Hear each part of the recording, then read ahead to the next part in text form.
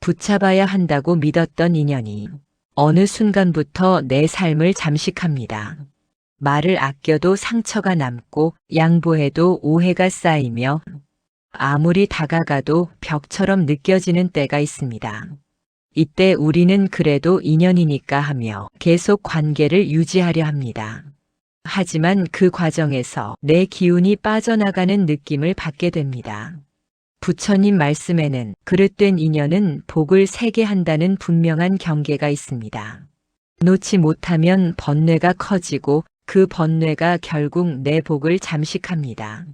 그런 인연을 억지로 이어가면 마음의 기운이 메말라 버린다고 했습니다.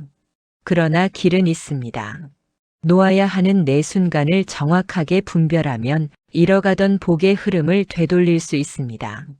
지금부터 그 기준을 뚜렷하게 알려드리겠습니다.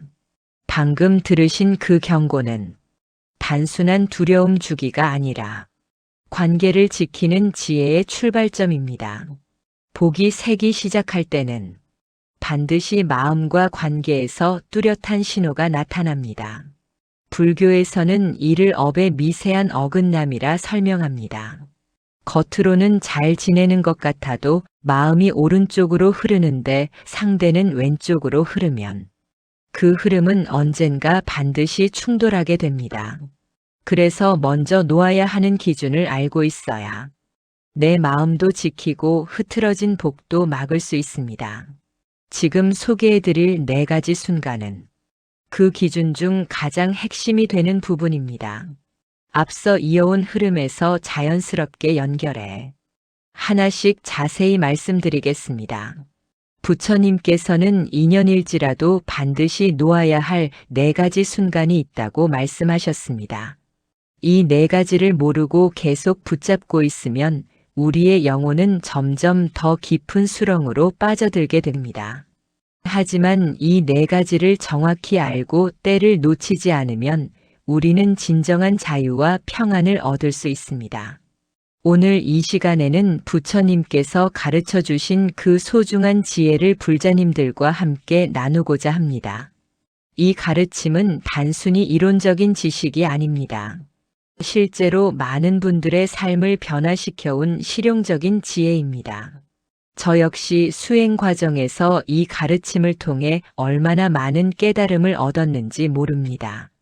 여러분도 오늘 이 시간을 통해 마음의 짐을 내려놓고 진정한 자유를 경험하시기를 간절히 원합니다. 그럼 지금부터 부처님께서 알려주신 인연을 놓아야 할 4가지 순간에 대해 차근차근 말씀드리겠습니다. 첫 번째 순간은 상대방이 더 이상 여러분을 존중하지 않을 때입니다. 불자님들, 인간관계에서 가장 기본이 되는 것이 무엇이라고 생각하십니까? 바로 서로에 대한 존중입니다. 존중이 사라진 관계는 이미 관계라고 할 수 없습니다. 그런데 많은 분들이 이것을 놓치고 계십니다. 상대방이 자신을 무시하고 함부로 대하고 인격적으로 모독하는데도 불구하고 그 관계를 유지하려고 애쓰십니다.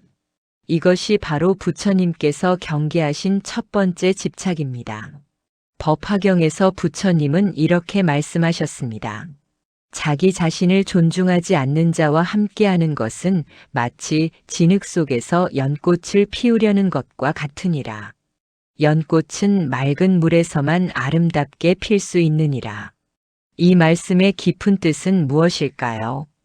우리가 존중받지 못하는 환경에 계속 머물러 있으면 우리의 본래 마음인 불성도 제대로 발현될 수 없다는 의미입니다. 실제로 이런 경우를 많이 봅니다. 30년 넘게 결혼 생활을 해온 한 불자님이 계셨습니다. 남편으로부터 계속 무시와 모독을 당하면서도 인연이니까, 업보니까라며 참고 견뎌왔습니다. 하지만 그 결과는 어떠했을까요? 그 불자님의 마음은 점점 메말라갔고 불도 수행에도 집중할 수 없게 되었습니다. 자존감은 바닥까지 떨어져 있었고 다른 사람들과의 관계에서도 위축되고 소극적인 모습을 보이게 되었습니다. 이것이 과연 부처님께서 원하시는 삶의 모습일까요? 절대 그렇지 않습니다. 부처님께서는 모든 중생이 불성을 가지고 있으며 그 불성이 빛날 수 있는 환경을 만들어야 한다고 하셨습니다. 존중받지 못하는 관계에 집착하는 것은 오히려 부처님의 가르침에 어긋나는 일입니다. 그렇다면 언제 놓아야 할까요? 상대방이 여러분의 말을 끊고 무시하기 시작할 때, 여러분의 감정과 생각을 하찮게 여길 때, 여러분을 한 인간으로 대하지 않고 소유물처럼 대할 때입니다. 이때는 더 이상 그 관계에 매달리지 마십시오. 조주 선사의 어록에 이런 말씀이 있습니다. 구름이 산을 가리면 산은 잠시 보이지 않지만 산은 여전히 그 자리에 있느니라. 하지만 사람이 사람을 가리면 그것은 이미 사람이 아니니라. 즉, 상대방이 여러분의 존재 자체를 부정하고 가린다면 그것은 더 이상 인연이 아니라는 뜻입니다.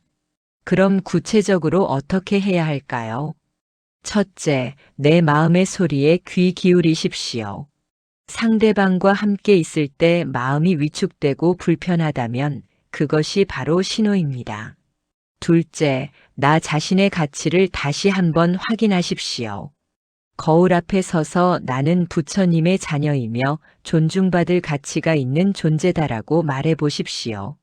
셋째, 용기를 내어 그 관계에서 한 걸음 뒤로 물러서십시오. 물리적으로 거리를 두는 것부터 시작하세요. 이것이 쉽지는 않을 것입니다. 하지만 부처님께서 말씀하신 해탈의 첫 번째 단계가 바로 이것입니다. 자신을 존중하지 않는 환경에서 벗어나는 것 말입니다. 두 번째 순간은 그 인연이 여러분의 마음에 독이 될 때입니다. 불자님들, 우리는 때때로 사랑이라는 이름으로, 인연이라는 이름으로 독을 마시고 있는 경우가 있습니다. 어떤 관계들은 우리에게 평안을 주는 것이 아니라 끊임없는 괴로움과 스트레스를 안겨줍니다. 그런데도 우리는 이것도 수행이야, 이것도 업보니까 받아들여야 해라고 생각하며 그 독을 계속 마시고 있습니다. 하지만 부처님께서는 이에 대해 명확하게 말씀하셨습니다. 열반경에서 부처님은 이렇게 가르치셨습니다.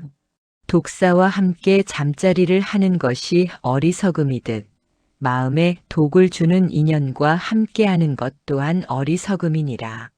지혜로운 자는 독을 피하고 감로수를 찾느니라. 이 말씀에서 감로수란 무엇을 의미할까요?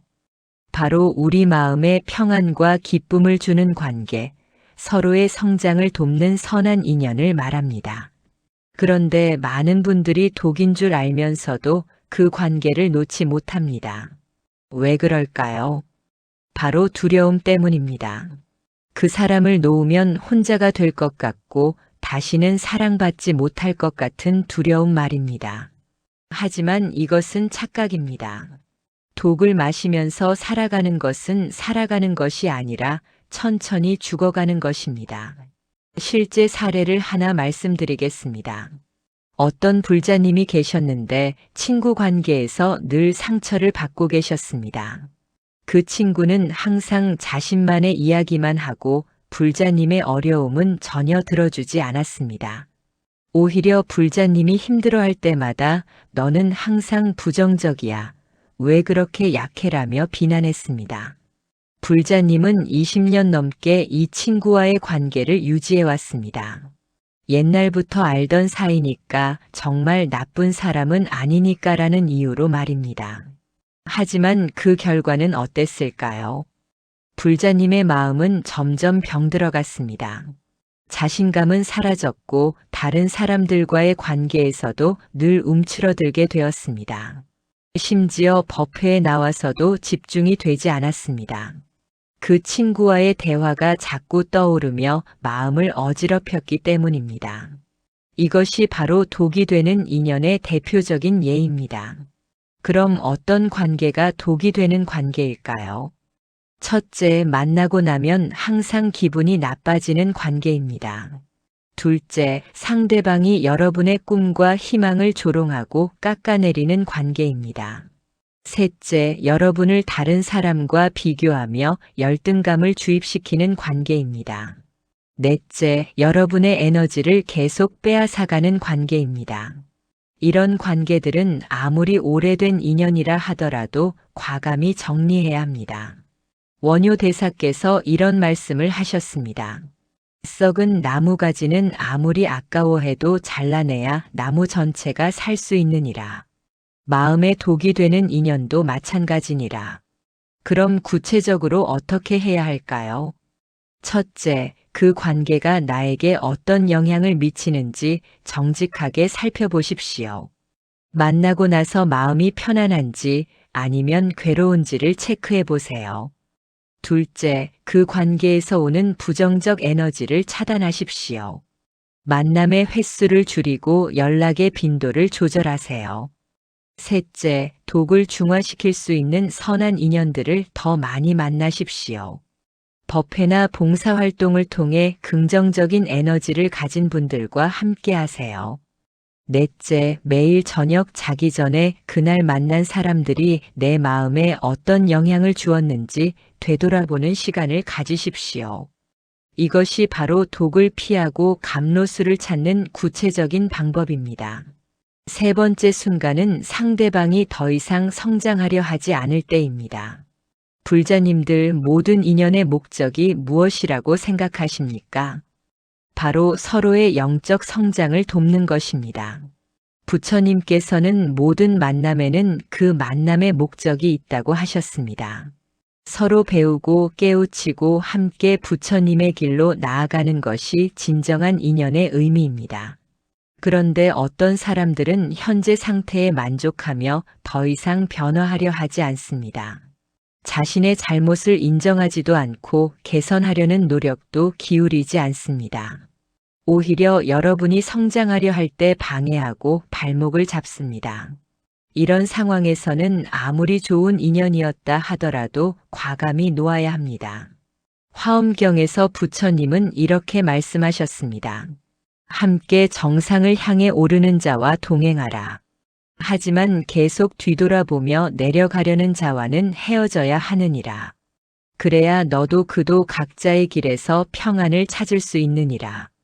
이 말씀의 의미는 명확합니다. 성장을 거부하는 사람과 계속 함께 있으면 결국 두 사람 모두 발전이 없다는 것입니다. 실제로 이런 경우를 자주 봅니다. 한 불자님이 열심히 경전을 공부하고 수행하려 하는데 가족들이 계속 방해를 합니다. 그런 걸 해서 뭐해, 시간 낭비야, 현실을 바라며 부정적인 말만 계속합니다. 처음에는 그 불자님도 가족들을 이해시키려고 노력했습니다. 불교의 좋은 점들을 설명하고 함께 법회에 나가자고 권하기도 했습니다. 하지만 몇 년이 지나도 가족들의 태도는 전혀 변하지 않았습니다. 오히려 더욱 강하게 반대하며 불자님의 수행을 방해했습니다. 이런 상황에서 불자님은 어떻게 해야 할까요? 계속 가족들을 설득하려 애쓰며 에너지를 소모해야 할까요? 아니면 자신의 수행을 포기해야 할까요? 부처님께서는 이런 딜레마에 대해서도 명확한 답을 주셨습니다. 가족이라 할지라도 진리를 방해한다면 거리를 두어야 하느니라. 하지만 미움으로가 아니라 자비심으로 그렇게 하라. 즉, 물리적으로는 거리를 두되 마음으로는 자비심을 유지하라는 뜻입니다. 그럼 구체적으로 어떤 신호들을 봐야 할까요? 첫째, 상대방이 자신의 문제점을 지적받으면 화를 내며 대화를 거부할 때입니다. 둘째, 같은 실수를 반복하면서도 원래 그런 사람이야 라며 변명할 때입니다. 셋째, 여러분의 발전을 시기하고 질투할 때입니다. 넷째, 옛날이 좋았다며 과거에만 머물려고 할 때입니다. 다섯째, 새로운 것을 배우려 하지 않고 난 이미 다 안다며 오만할 때입니다. 이런 신호들이 보이면 그 사람과의 관계를 재검토해야 할 때입니다. 나홍 선사께서 이런 말씀을 하셨습니다. 물은 아래로 흐르고 불은 위로 타오르는 것이 자연의 이치니라. 사람도 마찬가지로 성장하려는 자는 위로 향하고 그렇지 않은 자는 아래로 머무르느니라. 물과 불이 함께할 수 없듯 성장하는 자와 그렇지 않은 자도 같은 길을 갈 수 없느니라. 그럼 이런 상황에서 어떻게 해야 할까요? 첫째, 상대방을 바꾸려 하지 마십시오. 사람은 자신이 바뀌려고 할 때만 바뀔 수 있습니다. 아무리 좋은 말을 해도 본인에게 의지가 없으면 소용없습니다. 둘째, 자신의 성장에 집중하십시오.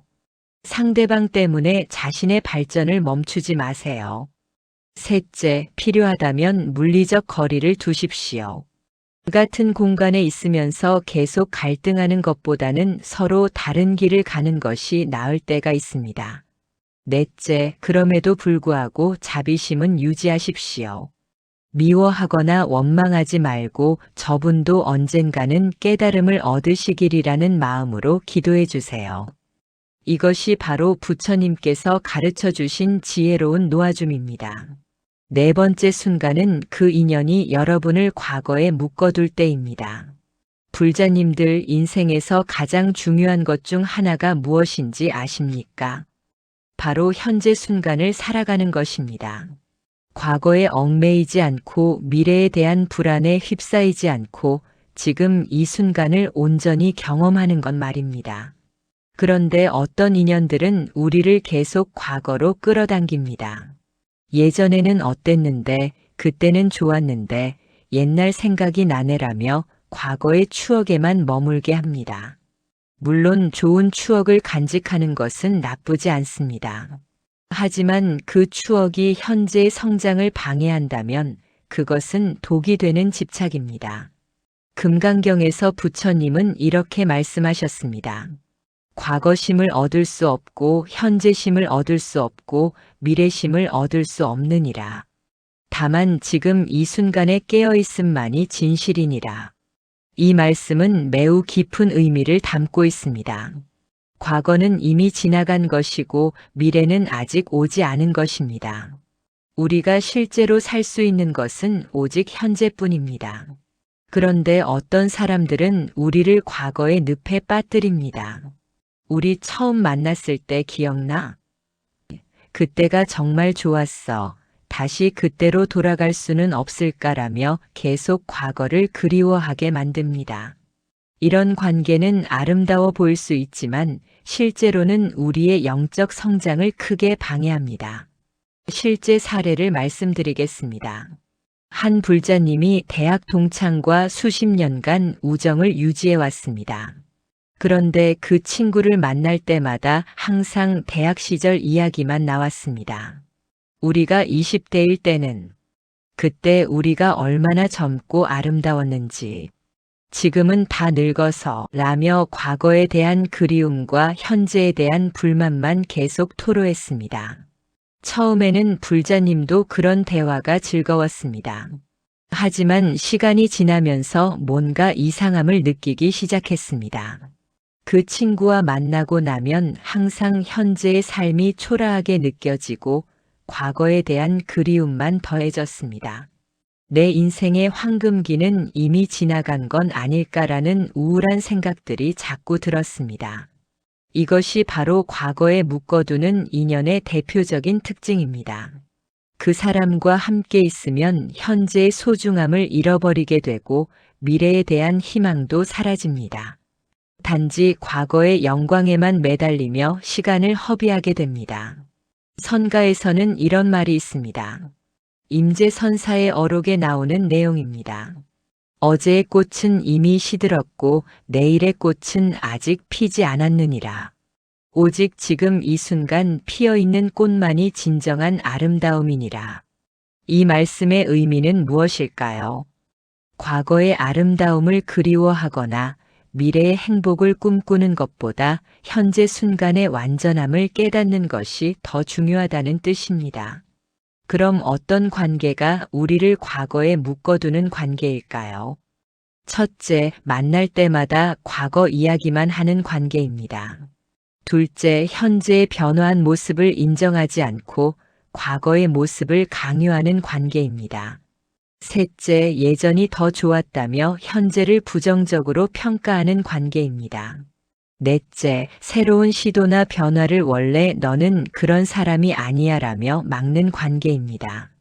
다섯째, 과거의 실수나 아픔을 계속 들춰내는 관계입니다.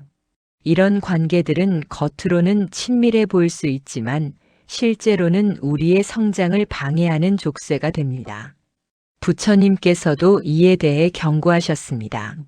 과거에 얽매인 자는 현재를 놓치고 현재를 놓친 자는 미래도 없느니라. 그럼 이런 상황에서 어떻게 해야 할까요? 첫째, 대화의 주제를 현재와 미래로 돌려보십시오. 상대방이 과거 이야기를 꺼내면 그런데 요즘은 어떻게 지내세요? 라고 물어보세요. 둘째, 자신의 변화한 모습을 당당하게 보여주십시오. 저는 예전과 달라졌어요 라고 명확하게 표현하세요. 셋째, 과거의 아픔이나 실수를 들춰내는 사람에게는 그건 이미 지난 일이에요 라고 단호하게 말하십시오. 넷째, 현재의 꿈과 목표에 대해 이야기하며 미래 지향적인 대화를 유도하십시오. 다섯째, 만약 상대방이 계속 과거에만 머물려 한다면 만남의 빈도를 줄이십시오. 여섯째, 매일 아침 일어나면 오늘은 새로운 하루다라고 스스로에게 말해 주십시오. 이것이 바로 과거의 사슬을 끊고 현재를 살아가는 지혜입니다. 법우님들, 오늘 말씀드린 4가지 순간을 다시 한번 정리해 드리겠습니다. 첫째, 상대방이 더 이상 여러분을 존중하지 않을 때 놓으십시오. 존중 없는 관계는 이미 관계가 아닙니다. 둘째, 그 인연이 여러분의 마음에 독이 될 때 놓으십시오. 독을 마시면서 살 수는 없습니다. 셋째, 상대방이 더 이상 성장하려 하지 않을 때 놓으십시오. 함께 발전할 수 없다면 각자의 길을 가는 것이 낫습니다. 넷째, 그 인연이 여러분을 과거에 묶어둘 때 놓으십시오. 현재를 살지 못하면 미래도 없습니다. 이 4가지는 부처님께서 2500년 전에 이미 말씀해 주신 지혜입니다. 그런데 많은 분들이 이를 실행하기 어려워하십니다. 왜 그럴까요? 놓는다는 것이 마치 냉정하고 무정한 일처럼 느껴지기 때문입니다. 하지만 진정한 놓아줌은 무정함이 아닙니다. 오히려 가장 깊은 자비에서 나오는 지혜로운 선택입니다. 때로는 놓아주는 것이 잡고 있는 것보다 더 큰 사랑입니다. 서로를 자유롭게 해주는 것이 진정한 자비입니다. 부처님께서 말씀하신 것처럼 모든 중생이 해탈하고 깨달음을 얻기를 원한다면 때로는 거리를 두는 것도 필요합니다. 그래야 각자가 자신의 길에서 성장할 수 있기 때문입니다. 오늘 이 말씀이 불자님들의 마음에 작은 깨달음이 되기를 바랍니다. 그리고 여러분도 진정한 자유와 평안을 찾으시기를 간절히 원합니다. 이 영상이 도움이 되셨다면 좋아요 버튼을 눌러주시고 댓글로 여러분의 경험도 나눠주세요. 그리고 이런 부처님의 지혜를 더 많은 분들과 나누고 싶으시다면 구독과 알림 설정도 부탁드립니다. 오늘도 부처님의 자비와 지혜가 불자님들과 함께 하시기를 기원하며 모든 중생이 괴로움에서 벗어나 진정한 행복을 얻으시기를 간절히 발언합니다. 나무아미타불 나무아미타불 나무아미타불 감사합니다.